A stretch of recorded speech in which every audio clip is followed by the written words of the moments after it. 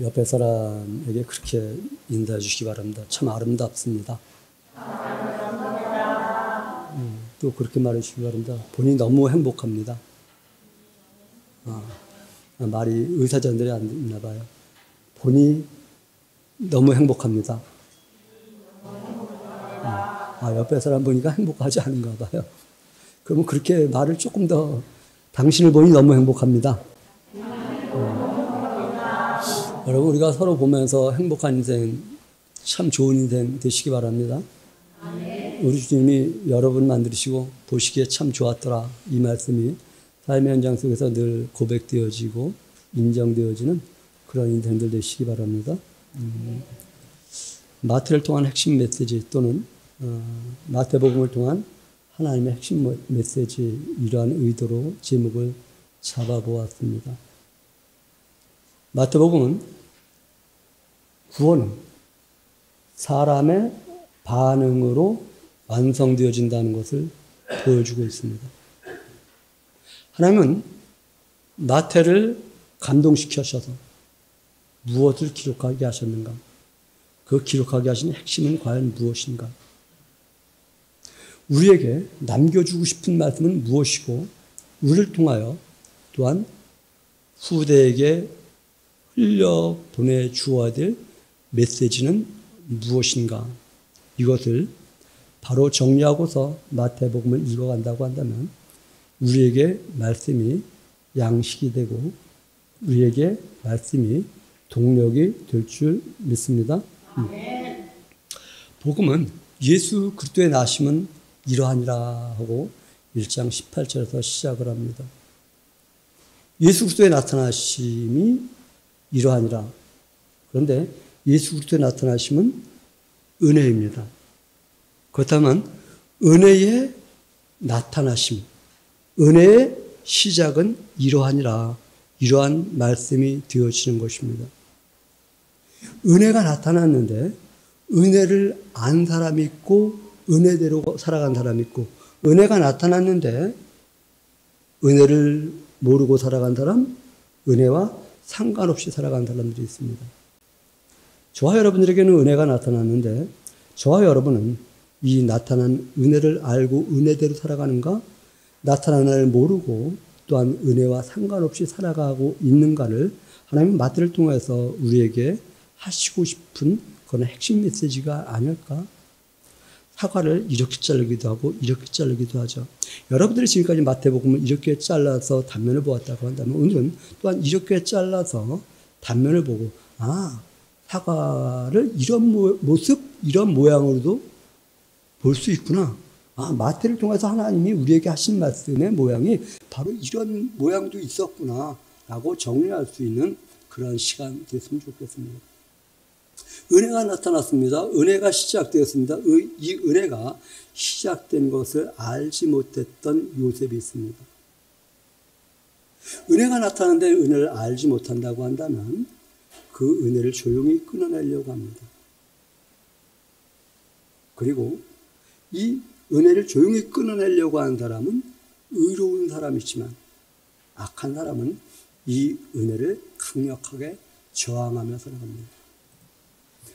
마리아의 잉태가 성령으로 된 것이듯이 은혜도 성령으로 된 것입니다. 성령으로 나에게 은혜가 시작되었는데 예수님이 나의 왕이다 이렇게 고백되게 하셨는데 이것을 조용하게 밀어내려고 하는 사람이 있다고 한다면 이 사람은 의로운 사람이고 그래서 강력하게 부정한 사람이라고 한다면 어찌 보면 악한 사람일 수 있다. 여러분이 하나님의 은혜로 말미암아 성령의 감동으로 말미암아 예수 그리스도를 믿게 되었을진데 성령을 거역함으로 말미암아 예수를 거역하는, 은혜를 거절하는, 은혜를 밀어내는 그런 삶이 되지 않기를 바랍니다. 우리 지금 그렇게 말씀하십니다. 임자를 거역하면 사하심을 어때? 성령을 거역하면 이 세상에 오는 이 세상과 오는 세상에서 사함을 받지 못한다고 말씀하십니다. 성령 하나님이 우리에게 은혜를 주셔서 예수님을 알게 하셨는데 그것을 거역하면 거절하면 이러한 말씀이 되어지기도 합니다. 성령으로 잉태어진 그것을, 은혜를 저버리는 것은 성령을 거역하는 것이고 성령을 모독하는 것이고 성령으로 잉태된 예수님을 알게 된 은혜를 받은 자는 예수님은 나의 죄를 용서하시고 나를 죄에서 구원하실 분이십니다. 이렇게 고백할 뿐만 아니라 하나님이 나와 함께 하십니다. 이렇게 고백을 하게 되십니다. 여러분, 하나님이 여러분과 지금 함께 가신 것을 믿습니까? 그렇다고 한다면 성령으로 말미암아 은혜가 임한 사람이고, 여러분이 예수 그리스도로 말미암아 죄 용서 받은 거 믿습니까? 이것은 여러분들 끌어당겨서 여러분 안에 온 것이 아니라 우리 성령 하나님 우리 마음 안에 또는 부어주심으로 말미암아 고백하게 하신 은혜이고, 이 은혜를 조용히 끊거나 강하게 정하는 것이 아니라 하나님 감사합니다, 고맙습니다, 그렇게 고백할 수 있는 성도들 되시기를 바랍니다. 마태를 통해서 하나님은 말씀하시기를 청함받은 사람은 많되 택함받은 사람은 적다고 말씀하십니다. 하나님이 부르셨지만 응답하지 않는다고 한다면 택한 자가 아니라는 말씀이기도 합니다. 하나님이 청하시긴 하셨지만 그 청한 데에 응답하지 않는, 부응하지 않는다고 한다면 택함받은 자는 아니다, 이렇게 말씀하시고 있는 것입니다. 요셉은 청함받은 은혜를 깨닫고 은혜 받은 자로서 마리아 데려오기를 마다하지 않습니다. 우리는 지금 생각할 때에 마리아의 찬가를 부를 수 있지만 당시에 마리아, 그 당시 요셉과 정혼하고 배는 불러오고 있는 이 마리아는 당시 풍습에 의하면 돌에 맞아 죽어야 될 대상입니다. 그런데 이 여자를 누가 품어주었는가? 의로운 요셉? 아니요. 의로운 요셉에게 하나님의 은혜가 임하였기 때문에 품어주었고, 이 하나님의 은혜로 말미암아 품어줌으로 말미암아 우리를 구원하실 메시아, 대속자 예수 그리스도가 이 땅에 오실 수 있었다라고 하는 것을 꼭 유념할 수 있는 성도들 되시기 바랍니다. 우리 주변에 하나님의 은혜로 살다가 돌에 맞아 죽을 만한 어떤 그런 역경에 있는 사람들이 있다고 한다면 저와 여러분 또한 같이 품어줄 수 있는 그런 사람이 되어야지, 하나님의 은혜로 말미암아 살아가다 여러 가지 모양 속에서 그냥 그래서 밀어내버린다고 한다면 우리는 요셉과 같은 신앙을 본받은 것이 아니라 오늘 마태복음에 나와 있는 여러 가지 유형 가운데서 긍정적인 영향을 미친 사람이 아니라 부정적인 영향을 미친 사람들과 다를까? 한번 질문을 한번 던져보아야 할 것입니다. 우리 예수의 교회 성도들 품어줄 수 있는 성도들 되시기 바랍니다. 옆 사람에게 그럼 시험 삼아서 그렇게 말해주시기 바랍니다. 나는 당신을 품어주는 사람 되겠습니다. 이 품어주는 사람이 되겠다라고 하는 것은 당신의 그 어떠한 것도 용서하는 사람이 되겠다. 그 어떠한 건 무엇이요? 돌에 맞아 죽을 누구의 시각으로? 당시의 풍습의 시각으로. 우리 이 시대의 시각은 전혀 마리아는 돌에 맞아 죽을 사람이 아닙니다. 그런데 그 당시는 돌에 맞아 죽을 사람이었습니다. 하나님의 시각으로 보면 우리 주변에 있는 많은 사람들이 돌에 맞아 죽을 사람들이 아님에도 불구하고 이 시대의 풍습으로 바라보기 때문에 돌에 맞아 죽어야 된다라고 정죄하면서 대하고 있지 않는가. 그렇다고 한다면 우리는 돌이켜서 우리 주님의 시선으로 볼 수 있는 그러한 삶이 되어야 하고 그러한 교회가 세워져 가야 하는 줄 기억하시기 바랍니다.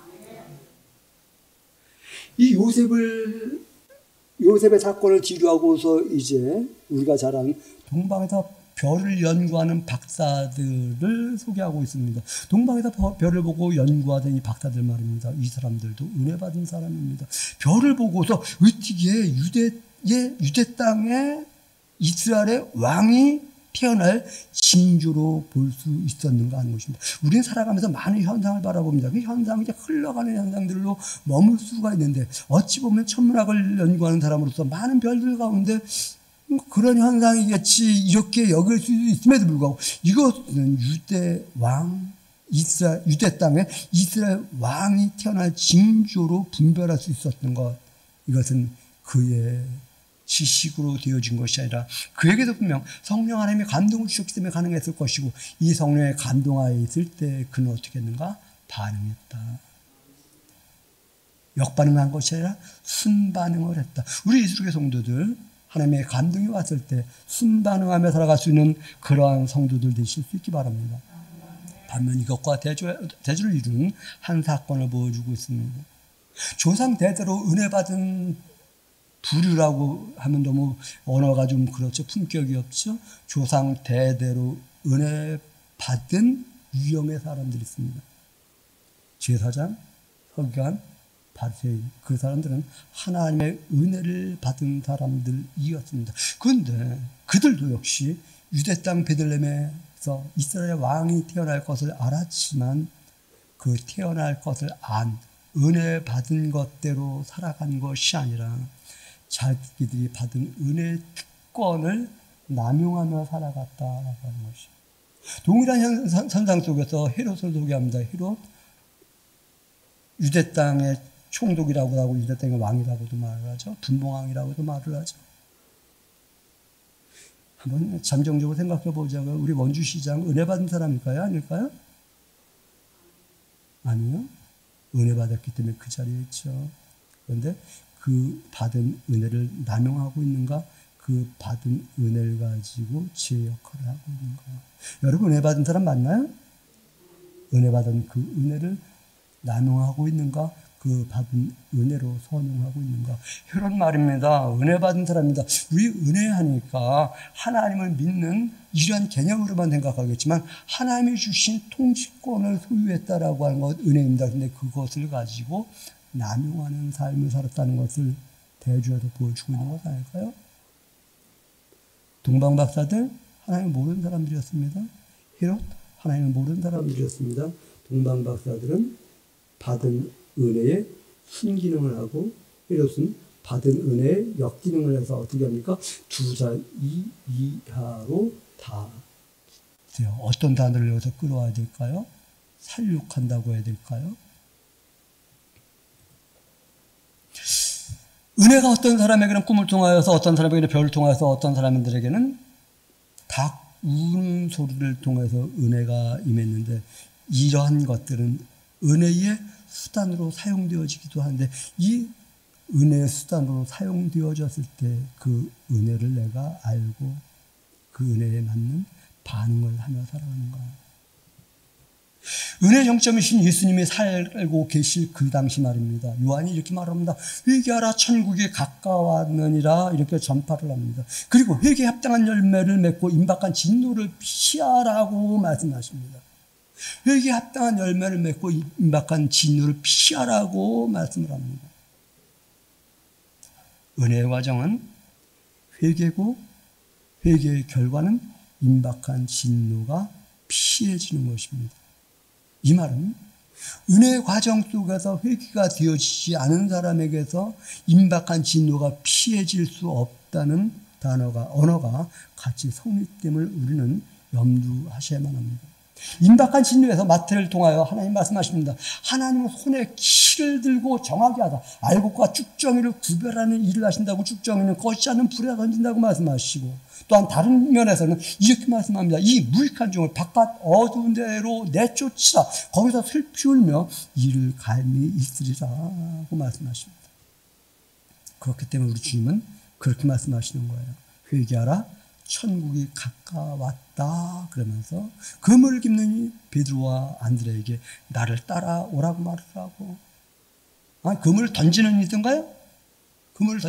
그리고 그물을 깁는 야고보와 요한을 만나서 나를 따르라 이렇게 말씀하십니다. 우리는 어떤 현장에서 살아가고 있나요? 어떤 현장에서 살아가고 있든 우리에게 나를 따라오라고 말씀하실 때에 따를 수 있는 그런 사람들이 되시길 바랍니다. 이 따르는 것이 회개입니다. 공격이 최고의 방어라는 말이 있나요? 따르는 것이 최고의 회개다라고 하는 것을 유념하면서 말입니다. 우리는 세상의 기준으로 성경을 읽게 되면 이해되어지지 않는 것이 참 많습니다. 하나님 말씀의 기준으로 보면 맞습니다. 맞고요. 이렇게 되어지만 세상의 기준으로 본다고 한다면 하나님의 말씀, 성경은 맞지 않는 것이 얼마나 많은지 모릅니다. 성경을 읽는 것이 회개이고 예배드린 것이 회개이고 그 깨달은 대로 살아가는 것이 회개인데 그러니 회개하라고 우리 말씀하시는데 그 회개가 우리에게서 이루어지고 있는가? 우리 삶에 살아가던 방향에서 돌이키면서 하나님을 바라보며 하나님이 원하시는 그 방향성을 가지고 살아가고 있는가? 은혜 받은 자로서 살아가야 되는데 은혜 받았는데 은혜 받은 자로서 살아가지 않는다고 한다면 이것은 저의 말이 아니라 하나님의 마트를 통해서 우리에게 들려주신 말씀이다. 요셉과 박사는 은혜대로 산 사람입니다. 제사장과 헤롯은 은혜를 저버린 사람들입니다. 땅의 기준으로는 저버린 사람들이 더 행복한지 모르겠습니다. 땅의 기준으로 보면 은혜를 저버린 사람들이 더 멋진 삶을 살아가고 있는지 모르겠습니다. 그러나 그들은 소동하였고, 그들은 불안했고, 그들은 쫓는 자 같았지만 결국 쫓기는 자였고, 쫓기는 삶에서 번민하며 살아가는 사람들이 은혜를 저버린 사람들의 모습 아닌가를 한번 우리는 돌아보아야만 합니다. 요한은 은혜대로 살면서 회개하라 천국이 가까웠다라고, 그러면 회개의 세례를 베푸는, 그리고 서기관과 바리새인들은 회개에 합당한 열매와 상관없는 균형을 잃는 삶을 살아갔다는 것을 마태를 통해서 보여주고 있다는 것을, 우리는 오늘 질문을 한번 던져보아야만 합니다. 요셉과 제사장, 박사들과 헤롯의 차이를 보면서 말입니다. 받은 은혜에 순반응을 한 요셉과 박사들과 받은 은혜에 역반응을 한 자신만의 특권을 이루려고 했던 제사장들과 헤롯의 차이를 검토해 보아야만 합니다. 요한과 서기관들을 통해서 그 차이를 우리는 볼 수 있어야만 합니다. 은혜 받은 자로서의 산자와 은혜를 특권하면서 거치는 삶을 살았던 서기관과 바리새인들의 차이를 우리는 읽어낼 수 있어야만 합니다. 우리 주님 말씀하십니다. 벳세다와 시몬에서의 일을 말씀하시면서, 내가 살아가면서, 사역하는 현장 속에서 많은 기사와 표적을 보였는데 너희들은 돌이키지 않네. 누구에게? 벳세다 사람들에게. 벳세다는 어떤 곳인가요? 우리가 잘 아는 오병이어의 역사가 있었던 곳. 그런데 그렇게 말씀하십니다.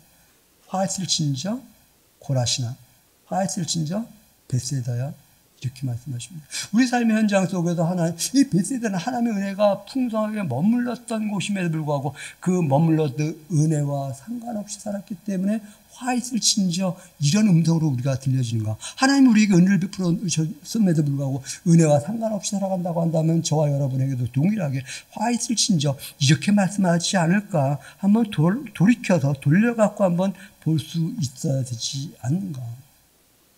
그러면서 말씀하십니다. 내가 너희에게 베풀었던 기사와 표적을 시도로서 행하였다고 한다면 그들이 다 회개했을 것이다. 이렇게 말씀하고 있습니다. 시도는 어떤 곳입니까? 이방 지역을 말을 합니다. 그 근처의 지방에 갔었던 것 같아요. 그 시돈 여인이, 시돈에 있던 가나안 여인이 예수님에게 말을 합니다. 내 딸이 귀신 들려가지고 처참합니다. 그러니까 나는 유대 땅 이스라엘 잃어버린 양에게 왔다 하면서 시큰둥한 반응을 보입니다. 그래서 제자들에게 말을 합니다. 자녀에게 줄 떡을 개에게 주는 건 합당치 않다. 이것을 어떻게 알아들었는지 모르겠습니다만 이 가나안 여인이 그럽니다. 맞습니다. 그러나 개들도 주인의 상에서 떨어지는 부스러기를 먹지 않습니까? 이 말을 하기 전에 엎드려 절했다. 이렇게 말을 합니다. 주님만이 나의 참된 온전한 주인이시고 왕이시고 내 문제 해결자 되십니다. 이렇게 고백했던 시돈 땅의 가나안 여인 말입니다. 물론 이 사건을 통해서 하나님이 기사 표적을 행하셨지만 다른 지역, 유대 땅에 있었던 다른 지역에 비해서 기사 표적을 행하지 않았는데 유대 땅에서 기사 표적을 행했던 것 같이 그것도 기사 표적을 행하였다고 하면 그들이 다 돌이켰을 텐데 지금 이렇게 말하는 것은 너희들은 돌이키지 않고 있구나. 너희들의 아집과 아성을 그대로 소유하며 살아가려고 하고 있구나. 지금 이런 말씀하고 있는 것도 아닐까? 마태복음에 보면 안식일에 대한 논쟁도 나옵니다. 육신의 안식일을 지키는 자와 안식일의 주인이신 그 주를 바라보아야 되는 가치의 차이를 보여주고 있는데요. 하나님이 이스라엘에게 육신의 안식을 주신 것은 당시에 엄청난 변혁입니다. 여러분들에게 들려주기는 안식을 지키는 것이 어찌 보면 참 그럴지 모르겠지만 늘 일해야 된다는 사람들에게 일주일에 한 번 쉬라고 하는 것은 야, 내가 쉬었더니 너희도 쉬라고 말씀하시는 거. 이 말은 너는 나와 동과다 말씀하시는 것이고 너희에게 있는 모든 사람들과 모든 짐승들도 나를 통해서 나온 나와 동과다 이렇게 말씀하시는 것으로 들려지지 않나요? 고로 너희들만 쉬는 것이 아니라 너희들만 안식하는 것이 아니라 나의 모든 영역에게 자유를 선포하고 있는 이 말씀으로 우리는 들려져야 되지 않는가. 그런데 당시에 은혜 받은 자로서 특권을 남용하고 있었던 사람들이 와서 그렇게 말을 합니다. 당신의 제자들이 안식일에 그때 우리 주님이 그렇게 말씀하시는 것이죠. 인자는 안식일에도 주인이다. 내가 안식일의 주인이라고 우리 주님 말씀하시는 것이죠. 나에게 주목하라고 하는 것이죠. 안식일에 쉰다라고 하는 것은 우리 주님이 쉬셨으니 나도 쉰다. 주님 감사합니다며 주님을 바라보게 하는 것이지. 그렇다고 하면 안식일의 주인이신 주님을 바라보게 하는 것이 안식의 목적인데 너희들은 안식에 나를 지키고 있구나. 하나님이 만드신 나를 지키고 있니? 나를 만든 나를 지켜야 되지 나를 바라보아야 되는 것 아니냐 이렇게 말씀하시는 하나님을 바라보는 것이 진정한 영혼의 안식임을 기억하시기 바랍니다. 지난 주간에 한 분이 기도는 참 어려워요. 그래서 기도는 때로는 참 쉽습니다. 그렇게 말씀하실 줄 알았어요. 그러더라고요. 그래서 제가 그런 말씀드렸어요.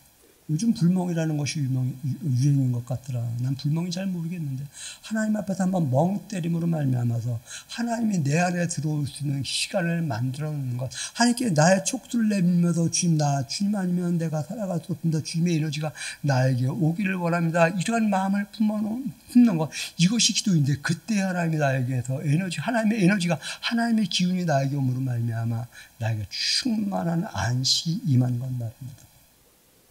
오늘 마태복음을 읽은 사람들, 성경을 어느 정도 아는 사람은 대체로 아는 사건이 있습니다. 좋은 씨와 가라지 말입니다. 이 좋은 씨와 가라지를 통해서 우리에게 보여주는 것은 무엇일까요? 우리는 우리에게 있는 복음의 씨앗을 누가 뿌려 놓은 것인지를 분별해낼 수 있어야만 합니다. 우리 안에 있는 삶의 가치관의 씨앗이 이것이 우리 주님이 뿌린 것인가 사단이 뿌린 것인가를 감별해낼 수 있어야만 할 것입니다. 좋은 씨를 뿌렸는데 가라지를 뿌렸다고 말을 합니다. 우리 안에 어찌 보면 두 가지 마음이 공존합니다. 이때 어떠한 씨앗에 걸음을 주면서 나는 하나님의 백성이야 라고 할 것인가, 아니면 세상의 가치관을 이루기 위해서 계속 거기에 걸음 주는 삶을 살아갈 것인가. 사람들이 말하는 예수님과 제자들이 말하는 예수님의 차이도 한번 우리는 검토해 보아야 할 것입니다. 사람들은 엘리야다, 선지자 중에 하나다 이렇게 말합니다. 이 시대 사람들은 뭐라고 말하나요? 성인 중에 하나지 이 시대 역사 속에서 한 획을 그은 분이지 여기까지만 합니다. 그 당시 제자들은 말합니다. 주는 그리스도시여 살아계신 하나님의 아들이십니다. 이렇게 고백을 합니다. 이 시대를 살아가는 저와 여러분, 주는 그리스도시여 살아계신 하나님의 아들입니다. 이러한 신앙 고백을 할 것인가? 아니면 역사 속에 한 획을 그은 성인 중에 한 분이지 이렇게 고백하고 말 것인가? 우리는 점검해 보아야만 합니다. 그런데 선지자 중에 하나입니다라고 했던 그 사람들이 아니라 주는 그리스도시여 살아계신 하나님의 아들이십니다 고백했던 그에게 내가 너에게 천국의 열쇠를 주겠다고 말씀하시며 내가 내 위에 교회를 세우겠다고 말씀하시는 것. 저와 여러분 안에 있는 바른 신앙 고백이 있을 때 하나님이 교회를 세우시는 것이지, 저와 여러분 안에 바른 고백이 세워지지 않는다고 한다면 하나님이 교회를 세우실까? 천국 열쇠를 우리에게 주실까라고 하는 것이죠. 그렇지 않고 천국 열쇠를 갖지 않은 상태에서 천하를 다니면서 많은 사람을 끌어와 보니 동일하게 천국과 상관없는, 그래서 성경은 그렇게 적극 선명하게 말하죠. 더 지옥 백성을 만든다고 말씀을 하고 있죠. 우리는 우리 주변에 있는 사람들 전도한다고 열심히 말을 하긴 하지만 끌어다가 혹시 천국 열쇠와 상관없는, 교회와 상관없는 사람으로 만들므로 말미암아 더 악한 지옥으로 자기만 지옥에 가는 것이 아니라 함께 지옥 가게 만드는 그 역할을 하고 있지는 않은지 한번 점검해 보아야 되지 않는가. 사건 속에서 또 말씀을 하고 있습니다. 1만 달란트 빚진 자와 100데나리온 빚을 받기 위해서 가뒀던 사람 말입니다.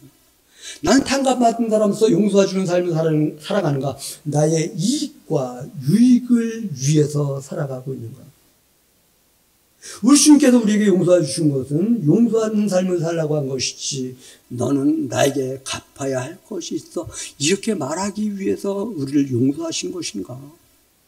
심지어는 그렇게 말하죠. 7번씩 70번이라도 용서해 주라고. 참 쉬운 것일까요? 근데 우리 주님 그렇게 말씀하시는 것이죠. 야, 너희는 할 수 없지만 하늘에 계신 내 아버지는 하실 수 있어. 할렐루야. 하나님 우리 안에 들어오시면 우리 안에서 하실 수 있는 것이지, 내 의지와 결단으로 할 수 있는 것이 아니다. 그래서 그 은혜까지도 내가 사모하고 심령이 가난한 자 갈급한 것이죠. 그 은혜가 없으면 난 용서하는 삶을 살아갈 수 없습니다. 하나님 나에게 용서하는 삶을 살아갈 수 있도록 그 은혜를 베풀어 주시옵소서. 이러한 심령이 가난한 삶이 되어야 되지 않겠는가. 청함받은 사람한테 택함받은 자는 적다 말씀하십니다. 임금이 혼인잔치를 베풀어 놓고서 사람은 초청하죠. 오라고 하죠. 어떤 사람은 밭으로 가고, 어떤 사람은 사업차로 가고, 어떤 사람은 남은 부류들을 오히려 그 온 사람들을 갖다가 죽였다. 이렇게 성경은 기록해 놓고 있습니다. 그때에 이어서 하신 말씀, 청함받은 사람한테 택함받은 자는 적으리라. 어찌 보면 우리 1차적으로 다 청함받은 사람들입니다. 청함받은 사람들이 나는 택함받은 사람인가? 근데 이 택함받은 사람의 기준이 무엇인가? 나의 반응에 의해서 결정되어진다. 어찌 보면 구원은 우리의 반응에 의해서 결정되어지는 것이지, 우리 주님이 일방적으로 오신 것, 여기서 구원이 완성되어진 것이 아니라 그 오심의 목적에 맞추어서 내가 반응할 때에 구원이 완성되어지는 것이지, 마태복음에서 계속 그 사상, 그 사고를 저버리고 있지 않다. 임했는데 상관없이 살아간 사람과 임했는데 그것과 상관없이 살아간 사람을 비교해서 설명해 주고 있다라고 하는 것이죠. 그렇습니다. 구원의 완성은 복음을 받은 자의 반응에 의해서 결정되어진다. 달란트 받은 자들의 비유를 한번 보시기 바랍니다. 달란트를 어떻게 합니까?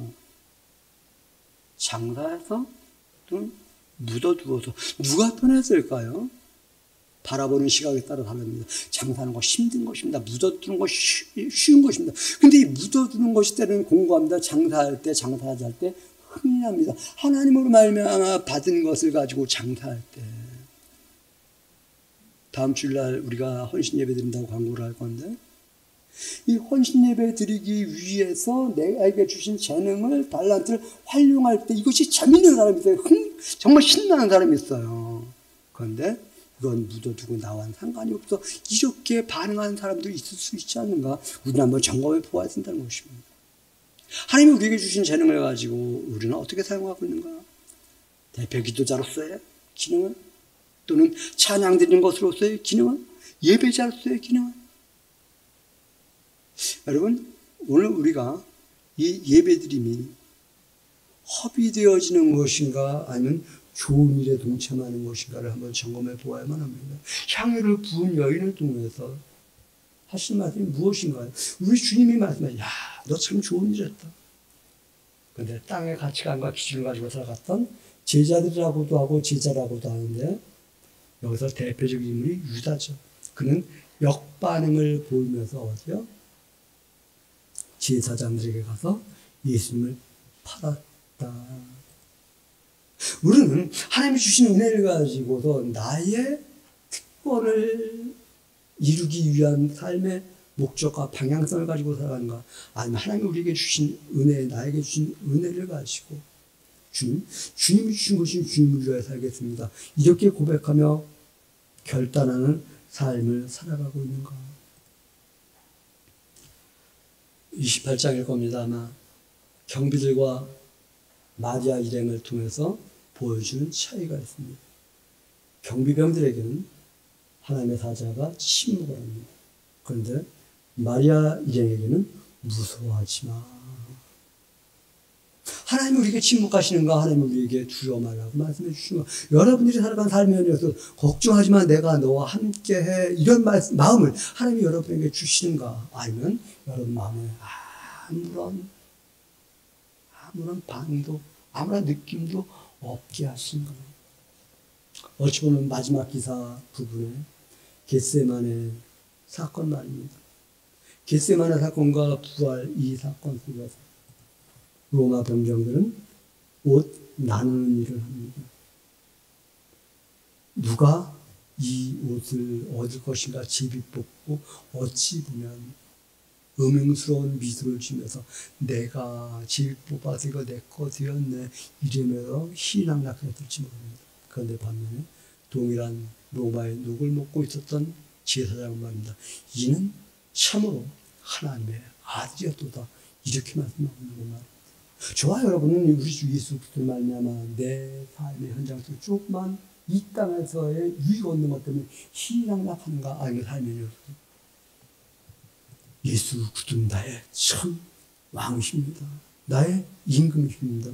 이렇게 고백하며 살아가고 있는가 말입니다.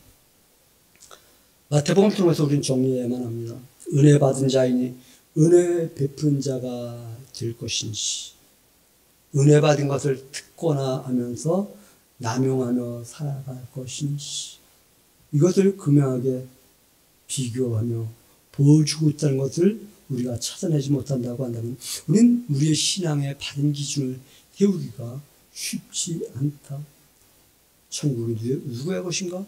갈급한 자의 것이다. 그래서 그렇게도 표현하죠. 천국은 침노한 자의 것이다. 이렇게 말하죠.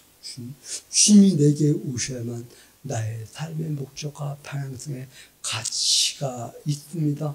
이러한 사람들의 고백이 바로 심령이 가난한 자들의 고백이고 그래서 심령이 가난한 자는 복이 있나니 천국이 저희들의 것이며 이렇게 말씀하고 있지 않은가. 저는 오늘 여러분과 함께 이러한 마음의 다짐을 가져보기를 원합니다. 은혜 받은 자이니 은혜 베푸는 삶을 살자. 그리고 구원은 인간의 반응으로 완성되어지는 것이라고 하는 것이요. 구원이 우리 주님에게 왔다고 해도 완성되어지는 것이 아닙니다. 아직 미완성입니다. 나의 반응에 의해서 글쎄요. 문득 그런 생각이 나네요. 이것은 소리가 나지 않습니다. 갇혀야 소리가 납니다. 우리 주님이 오셨을 때 내가 반응을 하면 구원이 완성되어지는 것이지. 마태를 통해서 하나님이 이것을 기록하게 하신 것이 믿어진다고 한다면 나도 우리도 받은 은혜에 반응함으로 구원이 완성되고 우리 다음 세대에게도 받은 은혜에 반응함으로 말미암아서 구원이 완성되어지게 하는데 쓰임받는 복된 성도들 되시기를 주님의 이름으로 간절히 부탁드립니다. 기도합니다. 고맙습니다. 하나님 영광 받으시고 하나님이 저희들에게 베푸신 은혜를 특권하여 남용하지 않고 은혜 받았으니 은혜를 베품으로 구원이 완성되어지는 복된 인생들 되게 해주시옵소서. 감사드리며 예수님의 이름으로 기도드렸습니다. 아멘.